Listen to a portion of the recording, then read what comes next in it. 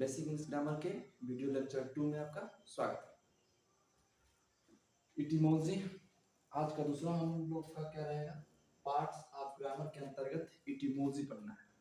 Etymology क्या है, kinds of grammar बोले फिर पार्ट्स ऑफ ग्रामर, इसका दूसरा भाग है। इटिमोलॉजी का मतलब क्या होता है, शब्द विचार। शब्द विचार यदि हम शब्दों के बारे में अध्ययन करना चाहें, शब्दों के बारे में का मतलब क्या, शब्दों के बारे में अध्ययन करने के लिए पार्ट्स ऑफ स्पीच स्पेशली जो बनाया है वो शब्दों के बारे में ही जानने के लिए है। तो हम शब्दों के बारे में यदि कुछ भी जानना चाहे, शब्दों का निर्माण कैसे होता है या फिर कौन सा शब्द किस पार्ट्स ऑफ स्पीच के अंदर आता है, किस शब्द का यूज क्या होता है, वो सब हम लोग का इटिमोलॉजी के अंतर्गत ही आएगा। तो इटिमोलॉजी का मतलब क्या होता है, शब्द विचार। शब्द विचार यदि कोई पूछता है कि शब्द क्या होता है, शब्द यानी कि वर्ड। शब्द यानी कि वर्ड। देखते हैं वर्ड क्या होता है।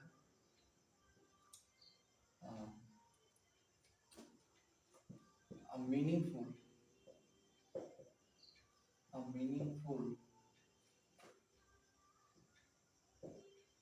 combination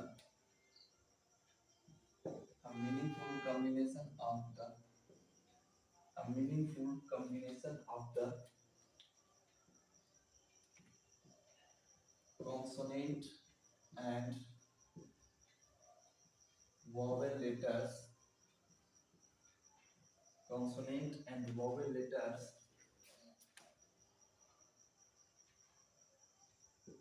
is called word. A meaningful combination of the consonant and vowel letters is called word. Meaningful का मतलब क्या हुआ, जिसका कुछ अर्थ निकले, एक पूरा भाव निकले। और कॉम्बिनेशन का मतलब कि आपस में मिलाकर, of the consonant and vowel letters, consonant letters and vowel letters. तो वीडियो के पार्ट 1 में हमने इसके बारे में डिस्कस किया था। कॉन्सोनेंट लेटर और वॉवेल लेटर क्या होता है, इनमें क्या अंतर होता है, इनकी संख्या कितनी होती है। कॉन्सोनेंट लेटर और वॉवेल लेटर को छोड़कर जो कुछ भी यदि बच रहा है अल्फाबेट के अंदर, जितने भी लेटर बच रहे हैं 21, वो सारे के सारे कॉन्सोनेंट लेटर होते हैं। वॉवेल लेटर क्या होता है, ये सब चीज हम बता रखे हैं। तो वॉवेल और कॉन्सोनेंट लेटर के जब कॉम्बिनेशन करेंगे, जब कॉन्सोनेंट और वॉवेल लेटर को मिलाएंगे और यदि उससे कुछ मीनिंग निकल रहा है, उसी को क्या कहेंगे, वर्ड कहेंगे। जैसे हमने कहा बी ओ वाई, तो यहाँ पे बी ओ वाई कैसे बना है, बी ओ और वाई, ये तीन चीज को जोड़ के ये क्या है, बी कॉन्सोनेंट है, वाई कॉन्सोनेंट है और यहाँ पे ओ वॉवेल है। तो यहाँ पे तीन लेटर दिख रहे हैं और तीन लेटर को मिलाने से बी ओ वाई बॉय बना। तो यह हम लोग का एक क्या है, यह एक वर्ड है। वैसे ही हमने कहा P O T, pot. Pot का मतलब क्या होता है, बर्तन होता है। तो यहाँ पे पॉट जो है या फिर घड़ा मान लीजिए, तो पॉट पी ओ टी, इसमें क्या है कि पी हम लोग का कॉन्सोनेंट है, टी भी कॉन्सोनेंट है और ओ क्या है, वॉवेल है। तो दो कॉन्सोनेंट एक वॉवेल को जब हमने मिलाया तो पॉट बना, जो कि पॉट हम लोग का क्या है, यह भी एक वर्ड है। इधर कहा जा रहा है कि कॉन्सोनेंट और वॉवेल लेटर को मिलाने से ही हम लोग का क्या बनेगा, वर्ड बनेगा। केवल वॉवेल से या फिर केवल कॉन्सोनेंट से शब्द नहीं बन सकता। चलिए इसके बारे में ठीक से जानते हैं, समझिएगा। अगर हम कोई शब्द बनाना चाहे, उस शब्द में क्या क्या जरूरी है, वॉवेल और कॉन्सोनेंट दोनों ही जरूरी है। जैसे हमने कहा इधर एक वॉवेल रहेगा और कम से कम एक कॉन्सोनेंट रहना चाहिए। कम से कम एक वॉवेल और कम से कम एक कॉन्सोनेंट रहेगा, तो इन दोनों को मिलाने से हम लोगों का एक क्या बनेगा, वर्ड बनेगा। वर्ड बनाने के लिए केवल वॉवेल और कॉन्सोनेंट का कॉम्बिनेशन ही जरूरी नहीं है, उसको ऑर्डर में भी लिखना पड़ेगा। जैसे हमने यदि लिखा है इधर O P T, O P T, तो ये ओ पी टी जो शब्द है, तो इसको शब्द तो पहली चीज बोलेंगे ही नहीं। ओ पी टी यह क्या है, पी और टी दो कॉन्सोनेंट है और ओ क्या है, वॉवेल है। तो वॉवेल और कॉन्सोनेंट का कॉम्बिनेशन तो दिख रहा है, पर एक मीनिंगफुल कॉम्बिनेशन होना चाहिए। ओपीटी ऐसे करके कोई शब्द नहीं है, सो ये हमारा शब्द नहीं कहा जा सकता। वो कॉन्सोनेंट और वॉवेल का कॉम्बिनेशन तो हो, पर मीनिंगफुल कॉम्बिनेशन हो, यानी उसको एक ऑर्डर में लिखे। ये नहीं कि कोई हम जो भी अक्षर है उसको इधर उधर कर देंगे तो फिर वो शब्द नहीं कहा जाएगा। अगर इस चीज को मैं इधर के कॉन्सोनेंट या वॉवेल के स्थान को चेंज करता हूँ, जैसे टी ओ पी कह दिया या फिर पी ओ टी कह दिया, तो ये दोनों ही हम लोग के वर्ड कहे जाएंगे, क्योंकि टी ओ पी टॉप मतलब सबसे ऊपर और पॉट मतलब बड़ा बर्तन, ये दोनों ही हम लोग का शब्द है, जबकि ओ पी टी कोई शब्द नहीं है। जैसे और भी शब्द है, जैसे हमने कहा E N D, and. And मतलब समाप्त होना होता है, तो एंड क्या है, इसका मतलब एक निकल रहा है क्या, समाप्त होना। तो यह मीनिंगफुल कॉम्बिनेशन है। क्या डी इसमें कॉन्सोनेंट है, एन कॉन्सोनेंट है, ई क्या है, वॉवेल है। तो वॉवेल और कॉन्सोनेंट दोनों का कॉम्बिनेशन है, इसलिए इसको क्या बोल रहे हैं, हम वर्ड बोल रहे हैं। तो वर्ड होने के लिए क्या क्या जरूरी है, देखिए वॉवेल और कॉन्सोनेंट दोनों का कॉम्बिनेशन होना जरूरी है, तब जाके वर्ड बनेगा। और दूसरी चीज, इन प्रॉपर ऑर्डर में होना चाहिए। हमने कहा इन प्रॉपर ऑर्डर, उनका ऑर्डर गड़बड़ नहीं होना चाहिए। अगर ऑर्डर उसका इधर उधर क्रम जो है, यदि वो इधर उधर कर दिए हम, तो फिर उसका एक मीनिंग नहीं निकल पाएगा, और मीनिंग नहीं निकलेगा तो वो फिर वर्ड नहीं कहा जाएगा। तो वर्ड कहलाने के लिए वॉवेल और कॉन्सोनेंट दोनों का होना अति आवश्यक है।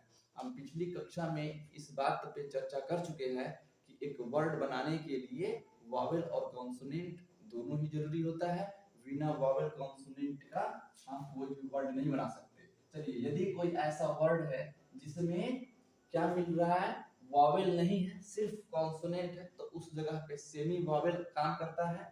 तो जैसे हमने कहा कि एस के वाई स्काई, स्काई मतलब आकाश, तो इसमें एस के वाई तीनों के तीनों कॉन्सोनेंट है, लेकिन ये जो लास्ट वाला कॉन्सोनेंट दिखाई दे रहा है वाई, ये कभी इससे भी वॉवेल होता है, ये कभी कभी स्वर का भी काम करता है।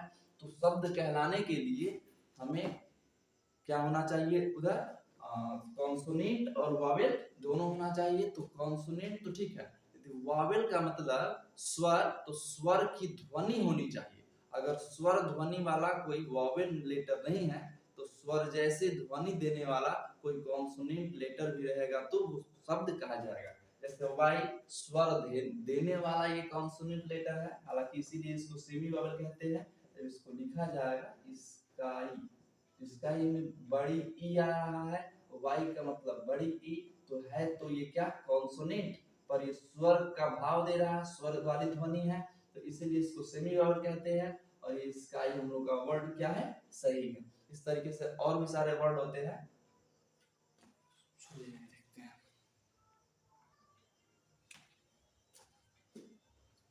हमने एक शब्द लिखा क्या, मिल्क। मिल्क का मतलब क्या हुआ, दूध। यह एक शब्द है, ठीक है। देखते हैं शब्द की जांच करने के लिए क्या करेंगे, देखेंगे कि इसमें कॉन्सोनेंट और वॉवेल दोनों लेटर है कि नहीं है। तो एम कॉन्सोनेंट हो गया, आई वॉवेल हो गया, तो वॉवेल भी मिला, कॉन्सोनेंट भी मिला, तो हो सकता है इसको वर्ड कहा जा सकता है। लेकिन मिल्क का मतलब दूध तो होता है, सही है। इसको अगर हम क्रम इसका इधर उधर करेंगे तो फिर ये एक वर्ड नहीं कहा जाएगा, क्योंकि उसका कुछ मीनिंग नहीं निकलेगा। तो ये वर्ड सिंगल देखने को मिल सकते हैं। सर मिल्क सिंगल हो गया, हमने कहा मैन, या भी एक सिंगल वर्ड है, या फिर हम बोल रहे हैं पेन, या भी एक सिंगल वर्ड है, या फिर हम बोल रहे हैं हेन, उनकी, तो ये भी एक सिंगल वर्ड है। कुछ वर्ड ऐसे होते हैं जो दो सिंगल वर्ड यानी कि दो रूट वर्ड, देखिए इसको रूट वर्ड भी बोलेंगे, यानी शब्द जो होता है, शब्द कुछ ऐसे होते हैं जिनको हम तोड़ नहीं सकते। जैसे मैन पेन हेन, अगर इसमें से एक भी लेटर को हटा दिया जाए तो फिर ये शब्द नहीं कहा जाएगा। क्यों, क्योंकि इसका मीनिंग नहीं निकलेगा। अगर मान लीजिए इधर पेन है तो एन को हटा दे, या फिर ई को हटा दे, इधर एच को हटा दे, तो फिर वो कोई वर्ड नहीं कहा जाएगा। लेकिन कुछ वर्ड ऐसे होते हैं, देखिए इसको प्राइमरी वर्ड कह सकते हैं, प्राइमरी वर्ड, तो प्राइमरी वर्ड बोल सकते हैं। कुछ ऐसे वर्ड होते हैं जो कंपाउंड वर्ड कहे जाते हैं, कंपाउंड वर्ड। कंपाउंड वर्ड का मतलब दो प्राइमरी वर्ड को मिलाने से हम लोग के कंपाउंड वर्ड बन जाते हैं, जो जिसमें एक या एक से अधिक शब्द हो, एक नहीं एक से अधिक शब्द होना चाहिए। जैसे कि हमने कहा मिल्क मैन, मिल्क मैन, तो मिल्क मैन में यहाँ पे मिल्क भी दिखाई दे रहा है, मैन भी दिखाई दे रहा है। ये दो अलग अलग शब्द तो लिखा गया है, पर इन दोनों को हम एक साथ यहाँ पे प्रोनाउंसिएशन करेंगे, मिल्क मैन। और मिल्क मैन का मतलब क्या होता है, दूध वाला, दूध वाला। तो ये दो शब्द लिखा गया है, पर इसका मीनिंग हम सिंगल समझ रहे हैं, दूध वाला। तो इसको क्या बोलते हैं, कंपाउंड वर्ड बोलते हैं। जैसे कि हमने कहा mother in law, mother in law, mother in law. तो ये देखिए, मदर माता अलग चीज है, इन अलग चीज है, लॉ नियम अलग चीज है, लेकिन इन तीनों वर्ड को हम लोग एक साथ एक यूनिट में समझ रहे हैं, तो फिर ये एक सिंगल वर्ड ही माना जाएगा। और इस प्रकार के वर्ड को क्या बोलते हैं, कंपाउंड वर्ड बोलते हैं। जैसे वॉशिंग, वॉशिंग का मतलब क्या हुआ, धोना, और उसके बाद से हमने इधर कह दिया वॉशिंग के साथ मशीन, वॉशिंग मशीन। तो देखिए मशीन अलग चीज है, वॉशिंग अलग चीज है, लेकिन दोनों को एक साथ ले रहे हैं वॉशिंग मशीन, और यह एक शब्द बन जा रहा है वॉशिंग मशीन। ठीक है, तो किसी एक खास प्रकार की मशीन को वॉशिंग मशीन बोलते हैं, तो अलग अलग चीज वो नहीं है। तो इस प्रकार के शब्द जो दो प्राइमरी वर्ड को मिला के बनते हैं, या फिर दो से अधिक प्राइमरी वर्ड को मिला के बनते हैं, उसे क्या बोलते हैं, कंपाउंड वर्ड बोलते हैं। आइए वर्ड के बारे में कुछ और समझते हैं। देखिए जो भी वर्ड होगा उन वर्डों को 8 भागों में बांटा गया। इस पूरे लैंग्वेज के अंदर, इंग्लिश लैंग्वेज में ऐसे तो लाखों शब्द है, उन सारे शब्दों को एक साथ नहीं पढ़ा जा सकता। जैसे कि कुछ फल के नाम हो जाते हैं, कुछ जानवर के नाम हो जाते हैं, व्यक्तियों के नाम हो जाते हैं, उसके बाद से कुछ कार्य के नाम हो जाते हैं, या फिर व्यक्तियों के वस्तुओं के बदले कुछ और नाम ले लिया जाता है। तो ये सब लाखों शब्द है, उन सारे शब्दों को एक साथ पढ़ना क्या है, मुश्किल है। इसलिए हमें क्या पढ़ना होता है, पार्ट्स ऑफ स्पीच पढ़ना होता है। सो पार्ट्स ऑफ स्पीच इस इटिमोलॉजी का ही हिस्सा है। इस पार्ट्स ऑफ स्पीच के अंदर हम सभी शब्द, यानी किसी भी लैंग्वेज में यूज होने वाले जितने भी शब्द हैं, उन सारे शब्दों को कैटेगराइज कर देते हैं, वर्गीकरण कर देते हैं उनके प्रयोग के अनुसार। जैसे कुछ व्यक्तियों का नाम हो जाता है, नाउन कहलाता है। उन व्यक्तियों या वस्तुओं या फिर जानवर, किसी भी चीज के नाम के बदले यदि कोई चीज यूज किया जा रहा है, उसको प्रोनाउन कहते हैं। यदि वो कोई व्यक्ति वस्तु कोई काम कर रहा है, तो इस काम को यदि हम रिप्रेजेंट कर रहे हैं वर्ड के माध्यम से, उसको हम वर्ब कहते हैं। तो इस प्रकार से अलग अलग शब्द होते हैं। तो यहाँ पे शब्द की बात कर रहे हैं, तो शब्द कुछ ऐसे होते हैं जिनका खुद में कुछ मीनिंग नहीं निकलता है। ये जब किसी शब्द के साथ आते हैं तो ही इनका प्रयोग किया जाता है। जैसे प्रीपोजिशन हो गया, कंजंक्शन हो गया, ये अकेले थोड़े ना कहीं आते। सेंटेंस में एंड अगर हम बोल रहे हैं, केवल एंड बोल रहे हैं, इन बोल रहे हैं, तो इनसे मिलाकर कोई हम लोग का एक वाक्य तैयार नहीं होता। तो ये किसी नाउन या प्रोनाउन के साथ ही आते हैं, तो इनका मीनिंग होता है। चलिए आइए देखते हैं। तो हमने क्या कहा कि लैंग्वेज के अंदर लाखों शब्द हैं, उन सारे शब्दों को एक साथ पढ़ना मुश्किल है, इसलिए क्या बनाया गया, पार्ट्स ऑफ स्पीच है। देखिए parts of speech, parts of speech, parts of speech किसका हिस्सा है, एटिमोलॉजी का हिस्सा है। क्योंकि पार्ट्स ऑफ स्पीच जो होता है ये शब्दों में भेद बताता है। तो पार्ट्स ऑफ स्पीच को हम क्या बोलते हैं, शब्द भेद बोलते हैं। ध्यान दीजिएगा, शब्द भेद किसे बोलते हैं, पार्ट्स ऑफ स्पीच को बोलते हैं। शब्दों की अपनी अलग अलग कार्य होता है। शब्द कुछ नाम बताते हैं, कुछ कार्य बताते हैं, इस प्रकार से हम शब्दों में भेद कर दिया गया है, और उसको क्या बोलते हैं, पार्ट्स ऑफ स्पीच बोलते हैं। पार्ट्स ऑफ स्पीच कितने होते हैं, अब ये नहीं कि जब भी पार्ट्स ऑफ स्पीच बोला जाए तो आप ये समझ लीजिएगा कि नाउन से लेकर और पूरा इंटरजेक्शन तक, या फिर उसमें आर्टिकल भी ले लेते हैं, तो noun, pronoun, verb, adjective, adverb इन सबको मिला दे तो ही पार्ट्स ऑफ स्पीच कहा जाएगा। ये बात गलत होता है। पार्ट्स ऑफ स्पीच का मतलब एक स्पीच के पार्ट्स। स्पीच देखते हैं, जैसे स्पीच मतलब हम कोई अपनी पूरी बात बोल रहे हैं जिसमें 3-4 लाइन है, 3-4 या फिर एक पैराग्राफ मान लीजिए। अपनी स्पीच मतलब अपनी एक पूरी भावना को व्यक्त करने के लिए हम जितने भी सारे सेंटेंसेस, वर्डों का प्रयोग करते हैं उसको पूरे स्पीच बोला जाता है। तो यदि हम कोई 2-4 लाइन की पंक्तियां यहाँ पे लिख दे और उसमें एक एक शब्दों पे विश्लेषण करें तो फिर उसी को कहा जाएगा पार्ट्स ऑफ स्पीच। समझिए, यदि हमने कहा है कि तुम उसके घर जाना चाहते हो, तुम उसके घर जाना चाहते हो। तो फिर हम इसको इंग्लिश में कैसे ट्रांसलेट करेंगे? You want to go to his home. You want to go to his home, तुम उसके घर जाना चाहते हो। तो देखते हैं इसको। इसलिए मान लीजिए कि एक स्पीच है, ये क्या है? एक स्पीच है। तो इसमें हम कैटेगराइज करेंगे, जैसे यहाँ पे स्पीच के पार्ट्स कर देंगे। पार्ट्स का मतलब टुकड़े कर देंगे। यहाँ से हम इसको कई टुकड़ों में बांट देते हैं। देखिए, यू वांट टू अलग, वो अलग, टू अलग, हिज अलग, होम अलग। तो ये स्पीच, ये पूरा एक स्पीच था। इस स्पीच के हमने क्या कर दिया? पार्ट कर दिया। अब इन पार्टों के अध्ययन को ही क्या बोलते हैं? पार्ट्स ऑफ स्पीच बोलते हैं। तो पार्ट्स ऑफ स्पीच की संख्या कितनी होती है? किताबों में कहीं 9 देगा, कहीं 8 देगा। आर्टिकल को ले साथ में लेगा तो फिर क्या देगा? 9 देगा। तो यहाँ पे देखते हैं, हम यहाँ पे पार्ट्स ऑफ स्पीच के बारे में थोड़ा बहुत जान लेते हैं। पहला क्या होता है हम लोग का? नाउन। नाउन का मतलब संज्ञा। दूसरा क्या होता है? प्रोनाउन। प्रोनाउन का मतलब सर्वनाम। तीसरा क्या होगा? वर्ब। वर्ब मतलब क्रिया। चौथा पार्ट्स ऑफ स्पीच क्या होगा? एडजेक्टिव। एडजेक्टिव का मतलब विशेषण। पांचवा हो जाएगा एडवर्ब।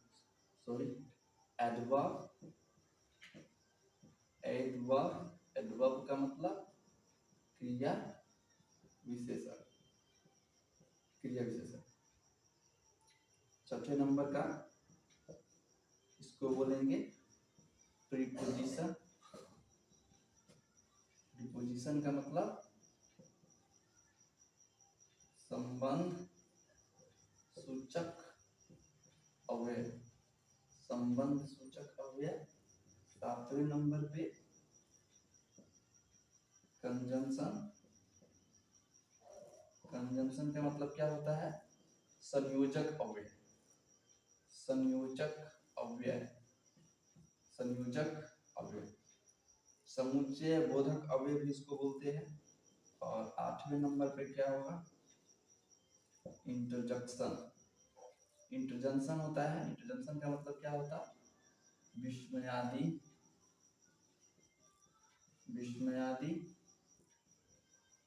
बोधक अव्यय।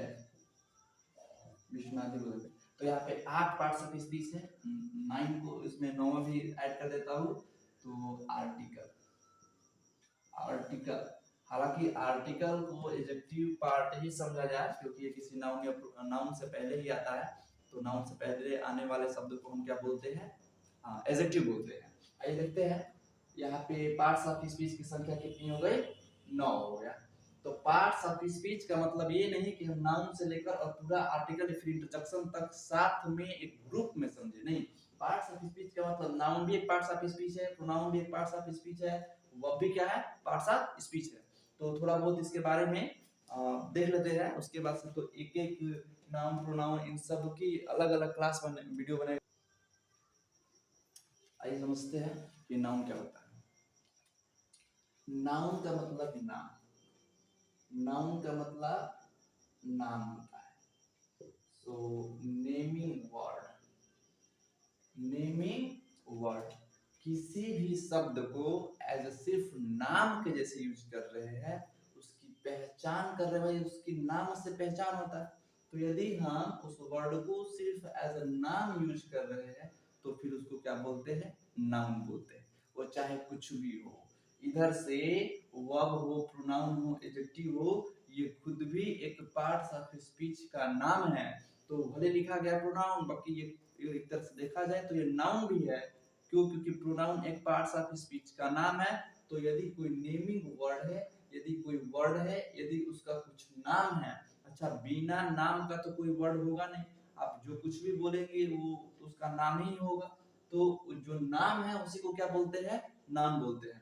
यदि कोई पूछता है नाउन क्या है, तो इतना सारा बताने की जरूरत नहीं है कि noun is a name of a person, place, animal और थिंग, या फिर थॉट्स, आइडिया, ये सब बोलने की जरूरत नहीं है। क्योंकि नाउन को हम किसी लिमिट नहीं कर सकते। नाउन को हम लोग लिमिट के अंदर नहीं रख सकते कि किसी व्यक्ति के नाम को ही नाउन बोलेंगे, किसी जानवर के नाम को ही नाउन बोलेंगे, नहीं। आप ऐसी बहुत सारी चीजें हैं जिसको आप डिफिनेशन में ऐड नहीं कर सकते, फिर भी वो नाउन होता है। इसलिए हम सिर्फ ये बोले कि noun is a naming word, noun किसी नाम वाले शब्द को कहते हैं। प्रोनाउन क्या होता है, तो प्रोनाउन, अच्छा हर जगह पे नाउन को यूज नहीं किया जा सकता। कभी कभी ऐसा होता है कि हमें उस व्यक्ति का या फिर वस्तु का नाम नहीं मालूम होता, तो उसके बदले में हम कुछ और यूज कर देते हैं। तो इस नाउन के बदले में जो यूज किया जाएगा उसको क्या बोलते हैं, प्रोनाउन बोलते हैं। ऐसे बहुत सारे नियम होते हैं ग्रामर के अंदर कि हम यदि कोई पैराग्राफ लिख रहे हैं, कोई स्टोरी लिख रहे हैं, तो एक बार इस नाउन का प्रयोग कर दिए, फिर दोबारा यदि उसी नाउन को लिखना है तो उसका नाम नहीं लिखते हैं, उस नाम के बदले हम क्या यूज करते हैं, प्रोनाउन का यूज करते हैं। तो प्रोनाउन क्या है, प्लेस ऑफ द नाउन,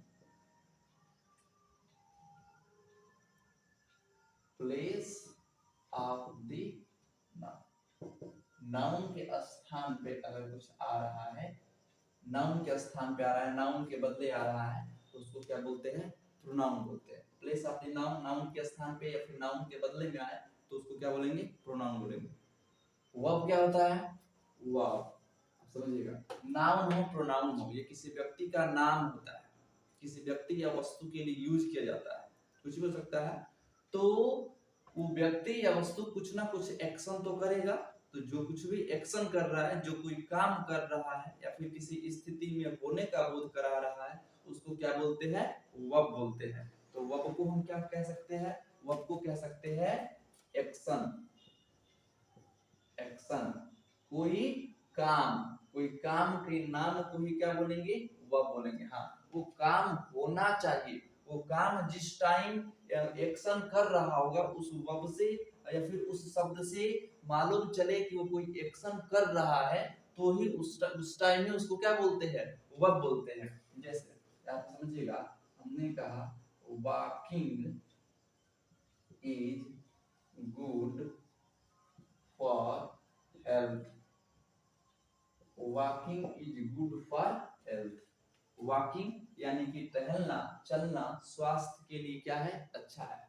अब यहाँ पे जो वॉकिंग लिखा गया है, ये निश्चित तौर पे चलने को ही कहा जा रहा है, टहलने को ही कहा जा रहा है। और टहलना क्या है, टहलना तो एक वर्ब है, तो क्या इसको वर्ब बोल दे, नहीं। यहाँ पे इस काम को उस टाइम किया नहीं जा रहा है, ठीक है, जरूरी नहीं है कि उसी टाइम पे जाए, लेकिन इस वर्ब को हम लोग एज अ एक्शन के जैसे नहीं देख रहे हैं, इसको एज नाम के जैसे देख रहे हैं। बस इसका नाम, टहलना स्वास्थ्य के लिए क्या है, अच्छा है। अब भले आप टहले या फिर ना टहले, मैं टहलता हूँ नहीं टहलता हूँ, लेकिन मैं सिर्फ ये बता रहा हूँ कि टहलना स्वास्थ्य के लिए अच्छा होता है।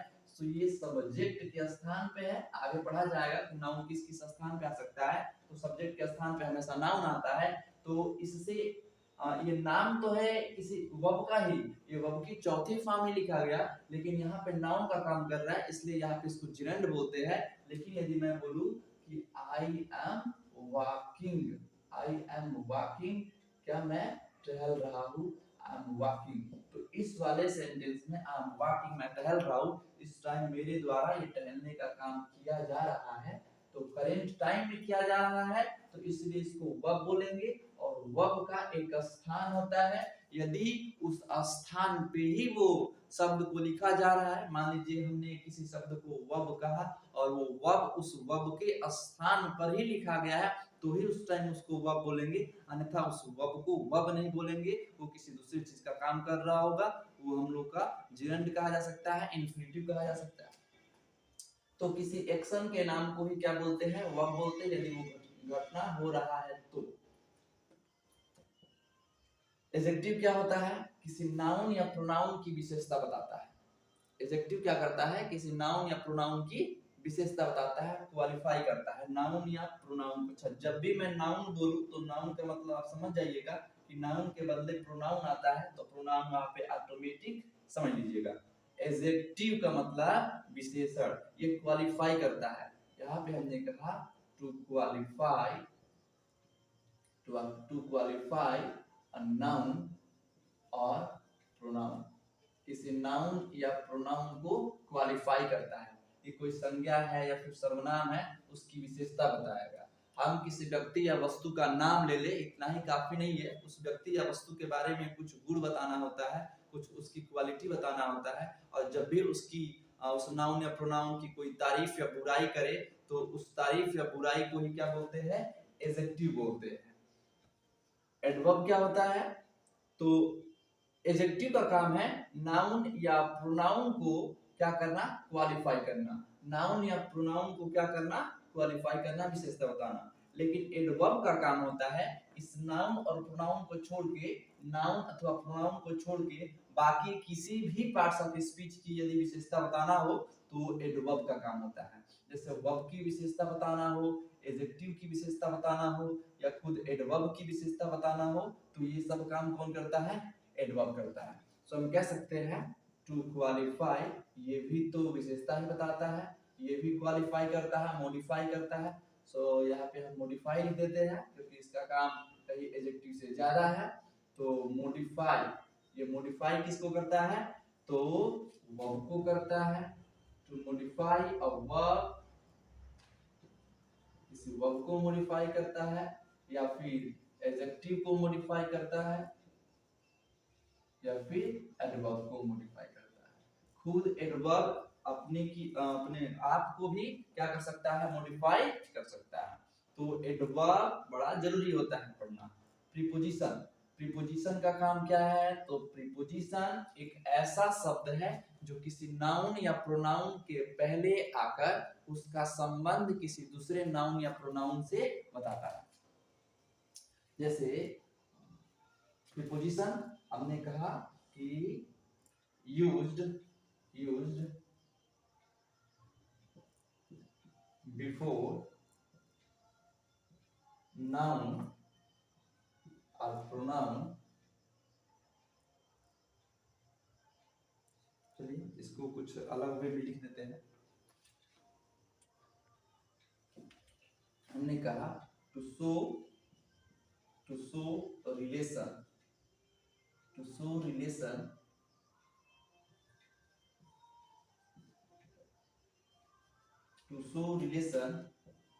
between two noun or pronoun। क्या करता है, दो नाउन या प्रोनाउन के बीच क्या करता है, रिलेशन को दिखाता है।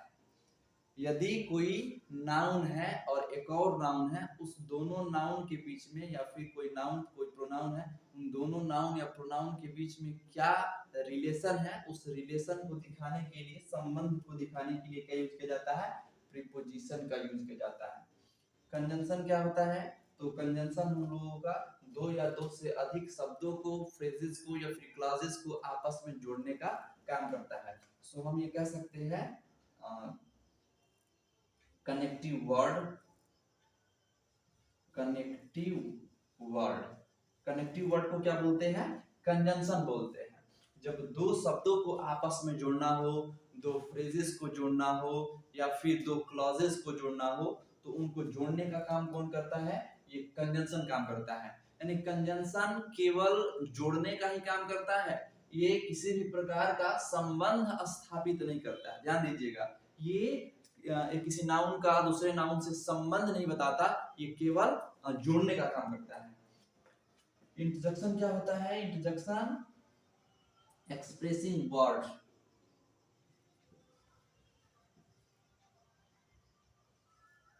हमने कहा सडन एक्सप्रेसिंग वर्ड, ये अचानक से जो हमारे शब्द क्या होते हैं व्यक्त हो जाते हैं, हमारे हृदय से अचानक से जो शब्द आ जाए उसका मीनिंग कुछ नहीं होता है, वो केवल हमारे मूड को दिखाने के लिए आते हैं। हम ये कह सकते हैं कि हमें दुख हुआ या फिर आश्चर्य हुआ या फिर खुशी हुआ, उसको जाहिर करना हो तो वो हम अचानक से शब्दों का प्रयोग कर देते हैं। उन शब्दों को ही क्या बोलते हैं, इंटरजेक्शन बोलते हैं, या हमारे इमोशंस एवं फीलिंग्स को दिखाते हैं। ठीक है। आर्टिकल क्या होता है, तो आर्टिकल में बहुत कुछ नहीं जानना। आर्टिकल ए एंड द को आर्टिकल कहा जाता है और इसके बारे में हम लोग पढ़ेंगे। आर्टिकल किसी नाउन से पहले आता है और उसको क्या करता है, विशेषताएं बताता है। आप सोचेंगे कि आर्टिकल कैसे नाउन की विशेषता बताएगा, ये हम जानेंगे। इन सबका अलग अलग एक बेसिक से एडवांस तक पढ़ेंगे। नाउन, प्रोनाउन, वर्ब, इन सबका अलग अलग वीडियो आप देखेंगे। तो यहाँ पे हमने क्या पढ़ा, इटिमोलॉजी पढ़ा। इटिमोलॉजी का मतलब क्या होता है, शब्द विचार। इस इटिमोलॉजी जो कि यह एक ग्रामर का पार्ट होता है, इसके अंदर सिर्फ हम शब्दों पे ध्यान देते हैं कि शब्द कैसे बनते हैं। अच्छा, शब्दों को बनाया जाता है तो शब्द जो प्राइमरी वर्ड होता है, हालांकि यहाँ पे लिखे नहीं गया प्राइमरी वर्ड, हमने पहले ही बोला था प्राइमरी वर्ड। प्राइमरी वर्ड में आगे कुछ जोड़ के जिसको बोलते हैं क्या, प्रीफिक्स। तो प्रीफिक्स जो कि किसी प्राइमरी वर्ड में, किसी रूट वर्ड में आगे जोड़ के एक नया शब्द बना लिया जाता है, या फिर हम कहें कि प्राइमरी वर्ड के अंत में सफिक्स यानी कि प्रत्यय। प्रीफिक्स का मतलब क्या होता है, उपसर्ग, जो किसी प्राइमरी वर्ड, रूट वर्ड जिसका अपने आप में कुछ मीनिंग निकल रहा है, उसमें कुछ साइलेबल को जोड़ के हम एक नया शब्द बना लेते हैं, या फिर उस प्राइमरी वर्ड के शुरुआत में कुछ ना जोड़ के हम अंत में एक प्रत्यय सफिक्स, जो कि ये भी एक साइलेबल होता है, इसको जोड़ के एक नया शब्द बना लेते हैं। तो हर रोज शब्दों का निर्माण किया जाता है और हम सारे शब्दों को एक साथ नहीं पढ़ सकते, और उन सारे शब्दों को पढ़ने के लिए क्या बनाया गया है, पार्ट्स ऑफ स्पीच का निर्माण किया गया, और पार्ट्स ऑफ स्पीच आपके सामने लिखा ही गया है। अच्छा, यहाँ पे कौन सी चीज है जो अनलिमिटेड है और कौन सा पार्ट्स ऑफ स्पीच है जो लिमिट के अंदर रखा गया है, देख सकते हैं। जैसे कि नाउन हो गया, प्रोनाउन हो गया। देखिए, नाउन इसका लिमिट नहीं है, नाउन को हम लिमिट नहीं कह सकते। देखिए, इसको अलग अलग पार्ट में समझ लेते हैं। नाउन हो गया, मैं सही का निशान लगाता हूँ, ये नाउन हो गया। उसके बाद से हमारा वर्ब हो गया, वर्ब हो गया, और फिर क्या हो गया, एडजेक्टिव हो गया और एडवर्ब हो गया। देखिए, ये चार चीज, नाउन, वर्ब, एडजेक्टिव और एडवर्ब, ये इनफाइनाइट है। यानी कि पूरी डिक्शनरी नाउन, वर्ब और एडजेक्टिव और एडवर्ब, इन चार चीजों से ही भरी होती है। हम नाउन सोचे कि हम नाउन पूरा याद कर ले, जितने भी नाउन है लैंग्वेज के अंदर, जितने भी वर्ब है उन सबको याद कर ले, तो यह इम्पॉसिबल है, क्योंकि ये हर रोज नए नए निर्माण होता है। आप किसी चीज का आविष्कार कर दिए, वो किस प्रकार से काम कर रहा है, नया वर्ब बन गया, नया नाउन बन गया। तो नाउन और वर्ब, एडजेक्टिव, एडवर्ब, इनकी क्राइटेरिया अलग है, इनको हम पूरा याद नहीं कर सकते। देखिए, अब रहा प्रोनाउन, बचा क्या क्या, प्रोनाउन है, उसके बाद से प्रीपोजिशन है, कंजंक्शन है, और उसके बाद से इंटरजेक्शन है। आर्टिकल को तो मैं अलग ही रखता हूँ। तो ये इंटरजेक्शन, कंजंक्शन, प्रीपोजिशन और प्रोनाउन, ये अपने लिमिट में रहता है, यानी कि ये बढ़ नहीं रहा है, इनकी संख्या बढ़ नहीं रहा है। जैसे प्रोनाउन की बात करें तो he, she, it, they, you, I, we, उसके बाद से एनीवन, समवन, एनीथिंग, नथिंग, इस प्रकार की बहुत सारी चीजें होता है। जैसे मान लेते हैं कि ये प्रोनाउन को हम 60-70 वर्डों में मान लेते हैं, तो 60 से 70 वर्ड जो होते हैं प्रोनाउन के, लगभग मैं बोल रहा हूँ, तो 60 से 70 वर्ड जो प्रोनाउन के होते हैं। अब ये 60-70 से अधिक नहीं होगा, ये नहीं हम कह सकते हैं कि एक नया प्रोनाउन बन गया है, ऐसा नहीं होता। हम ये बोले कि नया कंजंक्शन का निर्माण हुआ, तो ऐसा नहीं, जो भी चीजें बन चुका है वो हमारा लिमिट के अंदर है। तो प्रोनाउन हो गया, प्रीपोजिशन, कंजंक्शन और इंटरजेक्शन, चाहे तो इसको पढ़ के हम समाप्त कर सकते हैं, ये अपने लिमिट में होता है। ठीक है, लेकिन नाउन, वर्ब, एडजेक्टिव और एडवर्ब, इसको पूरा पूरा पढ़ के खत्म नहीं किया जा सकता। तो आशा है आपको इस वीडियो से कुछ लाभ हुआ होगा, और नेक्स्ट वीडियो में हम क्या देखेंगे, सिंटेक्स देखेंगे, सिंटेक्स क्या होता है, और सिंटेक्स सिंटेक्स पढ़ने से हमें क्या फ़ायदा होने वाला है, इन सारी चीज़ों को हम अगली वीडियो में देखेंगे। तो यदि आपको ये वीडियो पसंद आया हो तो आप मेरे चैनल को सब्सक्राइब करें, बेल आइकन दबाएँ और लाइक करें।